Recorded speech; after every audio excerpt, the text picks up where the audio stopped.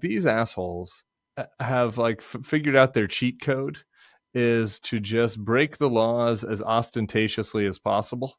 Just be like, I'm just going to give $1 million to a cute girl and the head of the college Republicans, and we dare you to do anything. If she is as cute as you claim, Well, part of me is wondering if this is the next in line of Elon Musk's sperm concubines. Hi, everyone. I'm Cameron Kasky. I'm Tim Miller. And this is FYPod, the Bulwark's Gen Z show, where we're getting into the Gen Z news and trying to figure out what the hell's going on with our generation. We've got a big week talking about Tesla and protests and Elon buying elections. And Tim, you actually have a story to share with us. I do, Cameron. And I love how you included me in our, as we're assessing our generation, even though I'm aging by the minute. I want to talk to you about a young man named Nicholas Jacobs.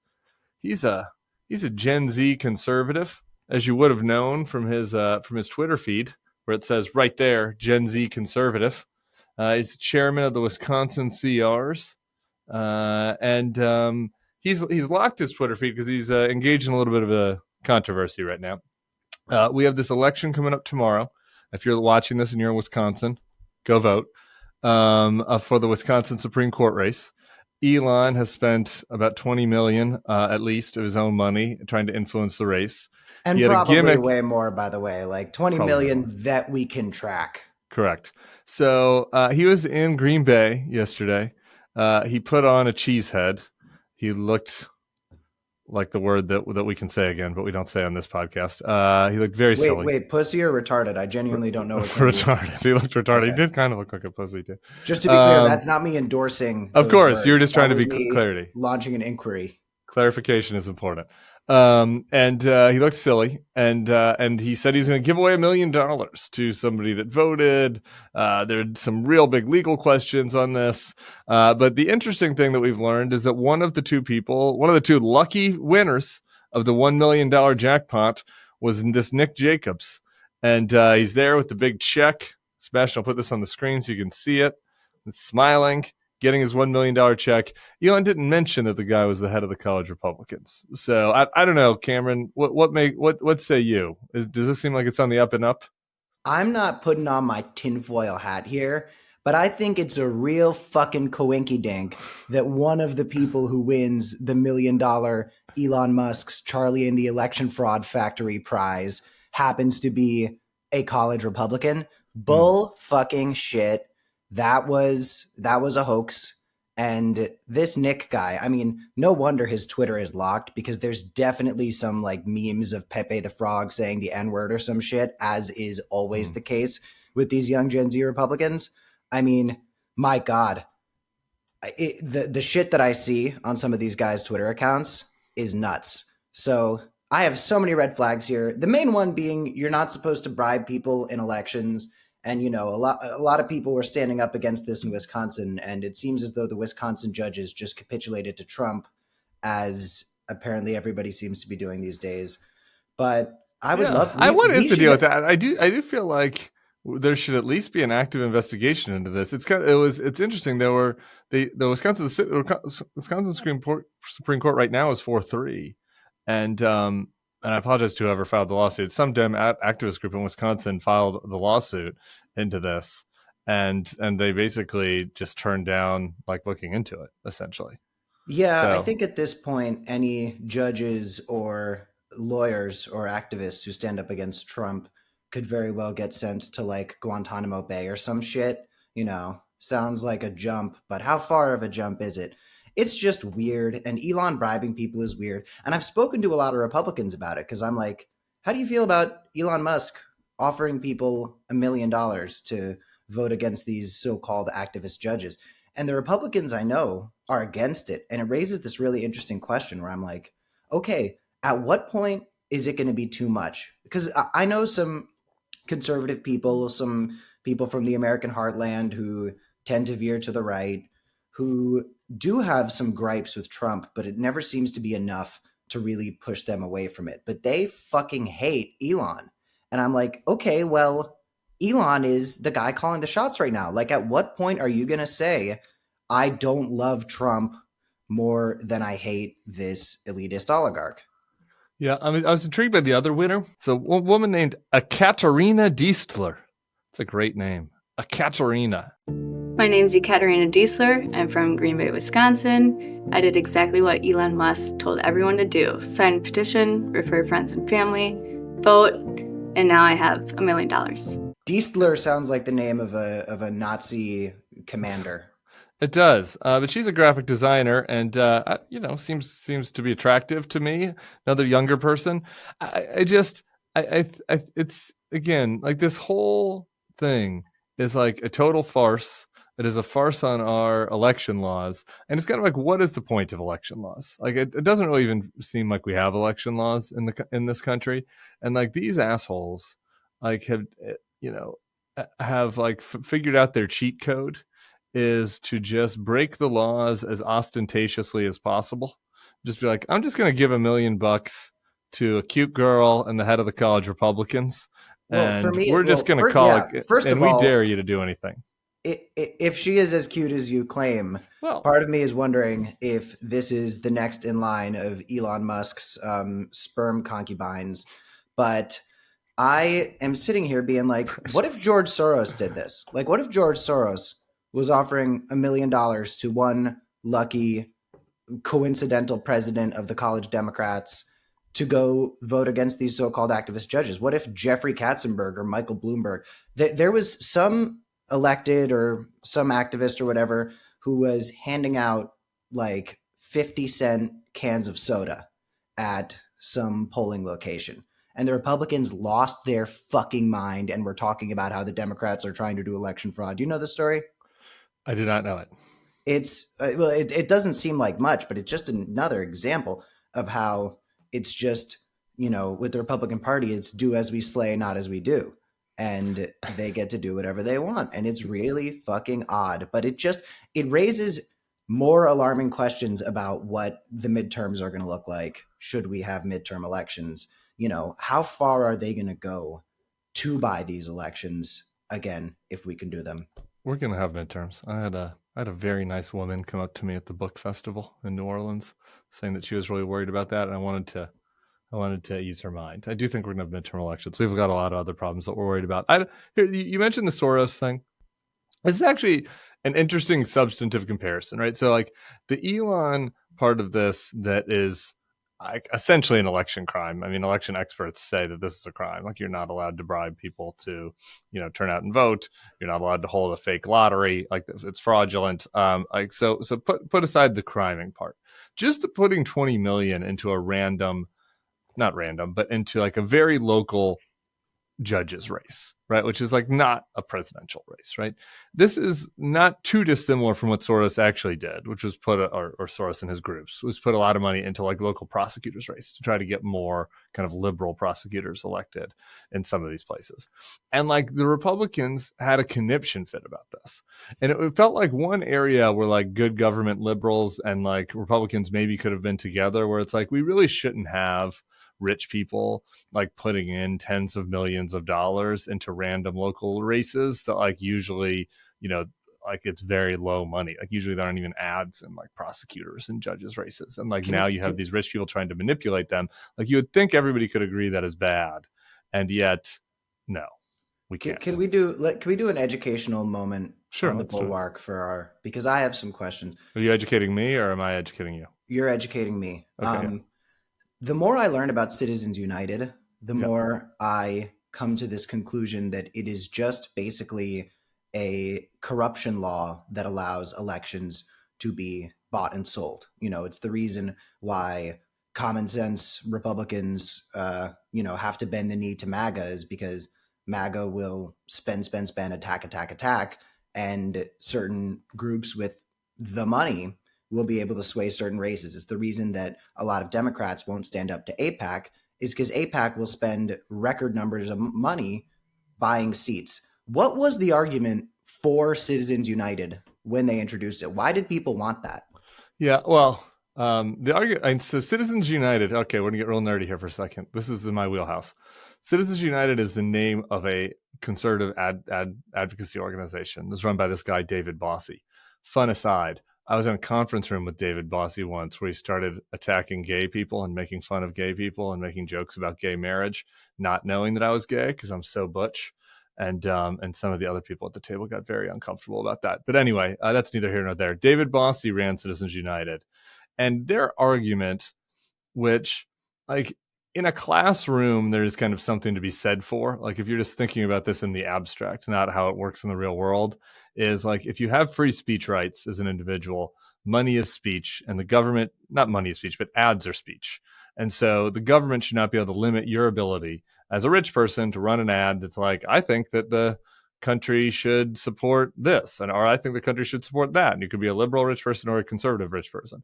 And so, like, that was like the underlying thing. It wasn't like that anybody really wanted rich people to be involved that much in elections. It was a defense of the idea that everyone that wants to run an ad or send a mailer telling people that they should vote this way or that way should be allowed to.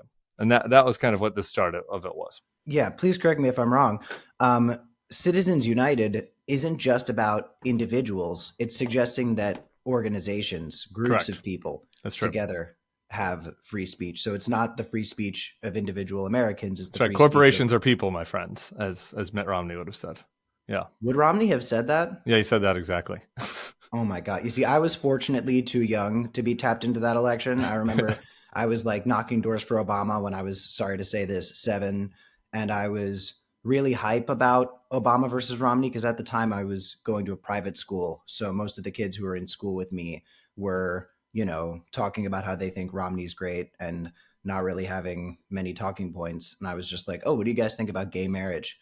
And they were like, what are you talking about? And I'm like, should it be legal? And they were like, gay people can get married. And I said, okay, great, other 8-year-old, I'm going to move on.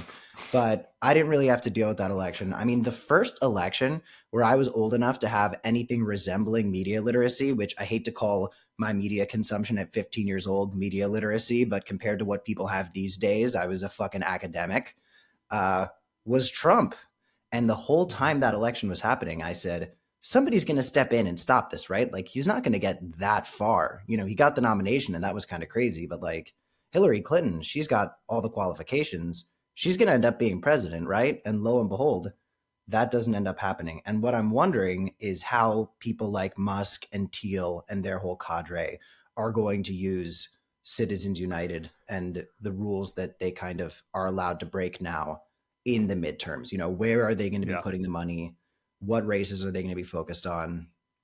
Well, this is a very big concern for the midterms, I think. Like, not that like elections are going to be canceled, but that these guys are going to monkey with it, and certainly just by putting in big money, and also by on the platform. So yeah, we can talk more about that. The interesting thing to me here, I hear listening to you talk, is like when I was growing up, it was like very popular for all outsider candidates in both parties to like run against money in politics. And that kind of like, I don't know, after Citizens United, I guess everybody was just like, whoops, we lost that one. And like people like stopped kind of talking about it. Like, it's not something that Kamala or Biden or Hillary really talked about. I mean, maybe they mentioned it, but it wasn't like part of their campaigns.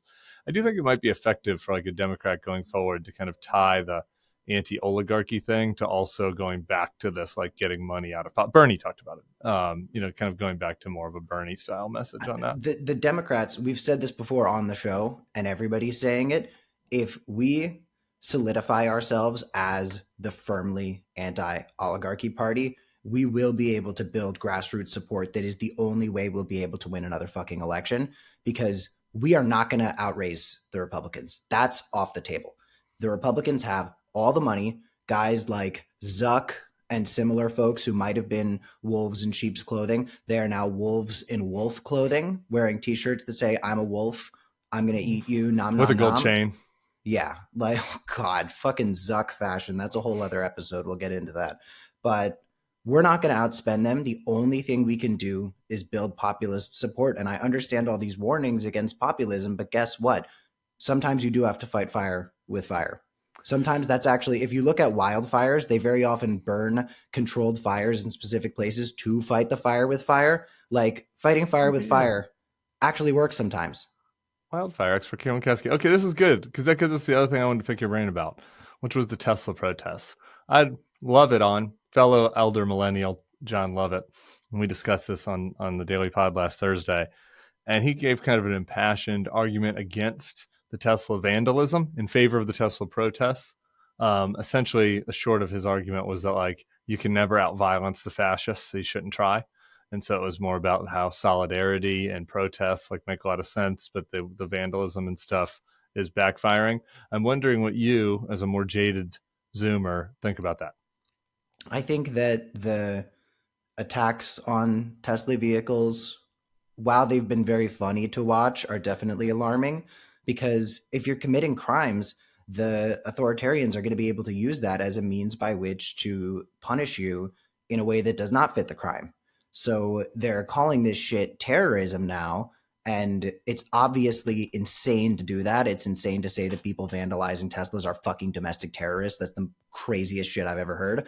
But they're getting away with it because the Tesla vandals are giving them something to chew on.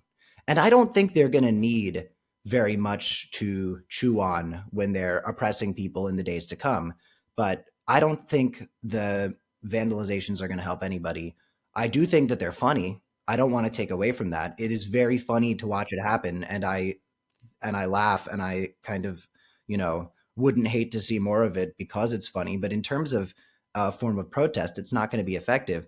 The Tesla protests are about making Elon feel it in his pocket. They're about letting the Tesla shareholders know that Elon's behavior is not going to fly with a lot of people, because the crazy thing is that Elon has veered so aggressively towards Nazi shit that people on the left are not going to want to buy his cars anymore. Buying a new Tesla is like an endorsement of Elon Musk at this point. But what does he think, that like corn-fed conservatives from fucking, Arkansas are the people buying Teslas right now? Like, Tesla as a company needed goodwill from liberal people. That was the lifeblood of their company. And now having a Tesla seems like a thumbs up to Elon Musk.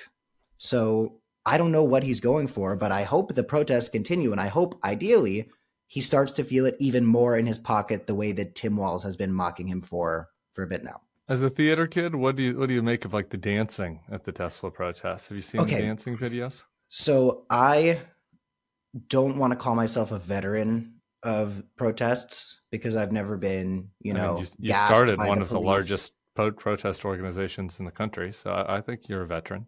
Yeah, but I feel like, I've never been beat up by the cops or handcuffed or, hit with tear gas. So protest veterans may be a little dramatic, but I've been to a lot of fucking protests in my life. And there is just this really cringe shit that happens at protests where people start dancing and they start doing these chants that don't feel like some form of empowerment. They feel weird and like theater games. Like, a lot of shit that I've seen at protests has felt like the improv games that we played in drama class. I was at a youth power group. That sounds kind of Hitlerish. I was at a group of young people meeting with each other from different communities to talk about how we've been impacted by gun violence. It was my white ass kids from Parkland and black teenagers from another community. I think it was like Minnesota, maybe. And we had a community meeting. It went very poorly because we did not know how to communicate with people who are not from affluent areas. And it was very embarrassing. And we looked like a bunch of assholes. Were you dancing, or it was just your... So at the youth activism meeting that was supposed to be about empowering young people, we go outside, we stand in a circle, and one of the youth organizers says, we're going to do this exercise that we like to do to cultivate power amongst us, where we go POWER, we got the power because we are the youth advocates. And then you repeat that again. And then you say, my name is... So you'd say Tim, and I am next on the list. I got my reputation because I do it like this. And then you do a dance move. And then everybody else in the circle says, he does it like this. He does it like this. And I was sitting there being like, we're talking about fucking mass shootings. And this is the shit you guys are doing to cultivate our young people power. Oh my God, literally fucking kill me. So no. I think a lot of the things that are done at protests are just cringe. I want to fight the power. I want people to take to the streets and be cautious and be safe and be wary of what, the cops might do to fuck you up a little bit. But stuff like that, man, I've seen so much of it. I've seen so many things that feel like improv games. Are you taking away people's joy a little bit, though, Cameron? There's nothing joyous about that shit. Nobody was actually having fun. I guarantee you, nobody in the POWER power circle. Yeah. And if somebody was convinced that this was some way, it's like a top-down thing where some organizer decided this was the way to like make people. It was like a trust fall type situation. It was really bad, and I think it's bad for the party. But listen, it's like, you know, what are you supposed to do at protests other than hold up your signs and chant without those protests turning violent? And I don't think the answer is doing that shit that we saw at the Tesla protest. Sebastian, if you don't mind throwing up a video of it, that looks like line dancing, which we can talk about this another episode. I fucking hate line dancing. I don't want to insult lesbians because I think lesbians are great. Although, you know, with Chapel Roan, I think the lesbian community got really cocky, and we can get into that another time. But line dancing to me is just the greatest of all evils. It's cult shit, and I wouldn't be surprised. Maybe not the greatest of all evils. Sorry? Maybe a little hyperbole on the greatest of all evils. I mean, we have a lot of evils we're facing. Once they all start doing Jonestown shit, which I guarantee you they will because of these communities that I see, we'll take another look. Jonestown was the Kool-Aid drinking at the cult that killed all those people. But Tim, my message to protesters is stand up, fight the power, don't vandalize a Tesla because you might get disappeared to fucking Guantanamo Bay, but let people know that our protests are going to be focused on where the money is at, because the only way to get people to move is to make them feel it in their pocket. Republicans very often laugh up their sleeves at protesters. We know this. A lot of like liberal people do it too. Like you see protesters going crazy on the street and they think it's embarrassing and kind of funny.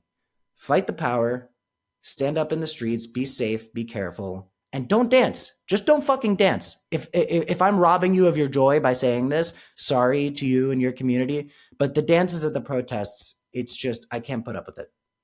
I think that's a great place to leave. That's good advice for people. We do have a Gen Z news segment. We didn't get to it because we were having so much fun with Natalie from the band in War Room. We didn't do Gen Z news last week. So to everybody who made it to the end of our last interview, I have to say, if you had wine or Xanax, that might have made sense. But I watched the episode and I made it 20 minutes in, and I said, I can't fucking put up with this. Can I also say, for some people, we love and appreciate our boomer listeners, and you can email bulwarkpodcast@thebulwark.com if you want to be in next week's boomer mailbag. And we love and appreciate our Gen X listeners. But I do sometimes get feedback from people who I want to just reply very kindly. Maybe this show isn't for you. Like, it's okay if you don't want to listen to Natalie Winters giggle and rant about how people were mean to her in high school. But we're trying to engage some new people. We're trying to engage some new people who might want to watch Cameron and Natalie fight. And that's good. That's why we have a lot of different offerings here. And so we appreciate those who enjoyed it with a gummy or a glass of wine. And for those of you that you know that it's getting your blood pressure up, we'll see you next week. Not a big deal. We got a great one coming next week. Not a big deal. No pressure. So anyway, with that, Sebastian, take us to Gen Z News. In a new survey from Tubi, 84% of Gen Zers admit to streaming shows and movies while working from home. 48% have told their bosses that they don't do this.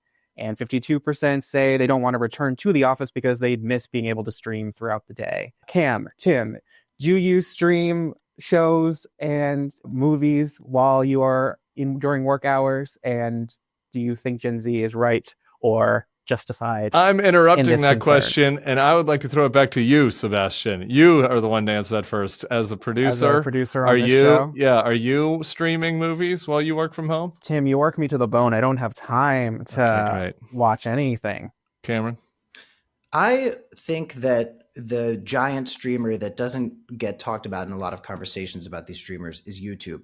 YouTube is the streaming service that I use the most. Mind you, I only watch one podcast. I watch our podcast so I could find which clips I want to post on social media. And you know, I like the Tim Miller show. It's just it comes out so often. I can't really do. I love Sam Cedar. You ever do anything with Sam Cedar? No, we need to have him on the Bulwark. We I gotta have love Sam that on. guy. Yeah, He's so he cool. seems great.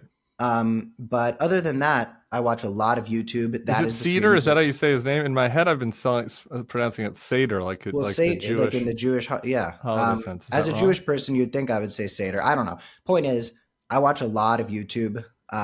I don't really watch it while I'm working because I say this pretty much every episode, but it's a big part of my life. I have ADHD, and therefore, focusing on work and focusing on some sort of streaming doesn't really work with me. But I understand why some young people might do that, because some jobs are just so menial that they can have something on to sort of distract them from the banality of the shit that they have to do. My current job is really fun.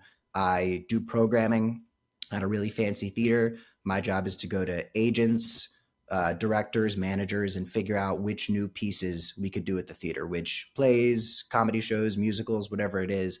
So I have a lot of fun doing my work, and it feels awesome. But my last job, I was doing influencer marketing, and it was so drab and soulless and depressing that, yeah, I rewatched Game of Thrones while I was doing my work, because my work was me sitting on fucking spreadsheets and writing how many followers somebody had, the URL to their Instagram page, what their audience might be interested in. Like, it was shit that I didn't have to be thinking about. So while I don't normally stream while doing things for attention span purposes, the one last thing I would note is that nobody's streaming Tubi. Even if their numbers are big, I don't care. I've watched Tubi's content. People aren't streaming that. I don't know what fucking survey they're doing, but I think YouTube is really kind of the new TV. Here's my I give a very unsympathetic answer to Gen Z at the last Gen Z news. I think it was about how they're getting ghosted or something. But in this one, here is my sympathy for everyone except for Sebastian. Sorry, Sebastian, you work in a special job. But I do think that many people nowadays, which is different from even when I was working, but certainly when like Gen Z or Gen X or boomers were working, is like, if you started to work in the 1980s, all right, and you left the office at 5 o'clock, like, people did not have any way of contacting you. Your boss could not contact you until the next day at 9 a.m. unless it was like an emergency, right? Like, there just was like no way to do it. And now I think a lot of people have jobs where, while they work 9 to 5, like, they're being contacted kind of a lot, like outside of that, like they're getting emails or Slacks or texts or whatever. And so they rationalize, then, those workers, I think rightly, and we're talking mostly about desk workers here. Obviously, people have way worse jobs and, who are doing working class type jobs, but like desk job workers, upper middle class workers, they are like, yeah, sure, I streamed fucking Severance during the workday today because my boss was fucking messaging me last night at 8:30 when I was supposed to be off.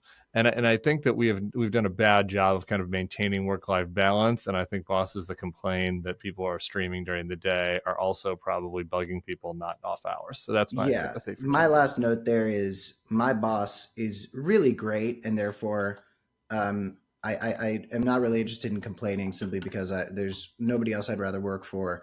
But I email him every day during working hours, and he emails me every day from the hours of 10 p.m. to 4 a.m. And he emails me on the weekends, and I keep a log of every call he and I have, so I can be aware every time I see him which conversations we've had and about what. And almost every single work call I have had with my CEO, who I love, has been on a Sunday. And with that, I say thank you all for listening this week. We've got a great interview coming up on the weekend with I don't want to spoil it, Gen Zer who is running for Congress. So something very different from the co-host of the Bannon War Room, and something that might win back the favor of some of the commenters who were not so thrilled about last week's content. Thank you for listening, and go find a protest to do the Sankey lag at.